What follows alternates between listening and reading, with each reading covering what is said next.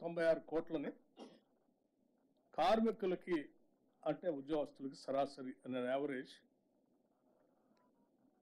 1,90,000 రూపాయలుగా 1,90,000 రూపాయలుగా పంచేటువంటి కార్యక్రమాన్ని ఈ సందర్భంగా ముఖ్యమంత్రి గారి సమక్షంలో యావత్ మంత్రిమండలి మొత్తం సింగరేణి యాజమాన్యంతో కలిసి ఇప్పుడు ప్రకటిస్తూ ఉన్నాం.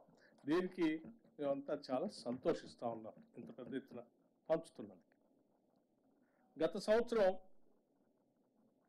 కార్మికులకి 1,80,000 పంచితే ఈ సంవత్సరం అదనంగా 1,70,000 పంచితే ఈ సంవత్సరం అదనంగా ఇంకొక 20,000 కలిపి 1,90,000 పంచుతా ఉన్నాం.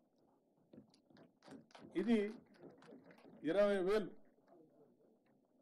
అదనంగా మనం ఈ సంవత్సరం కార్మికులు పంచుతాము. ఇది కాకుండా కూడా ఇంకా కార్మికుల భవిష్యత్తు కోసం పెద్ద ఎత్తున సింగరేణి సంస్థ చేత విస్తరించడానికి తీసుకోవాల్సిన చర్యలు కూడా చేపడతా ఉన్నాం.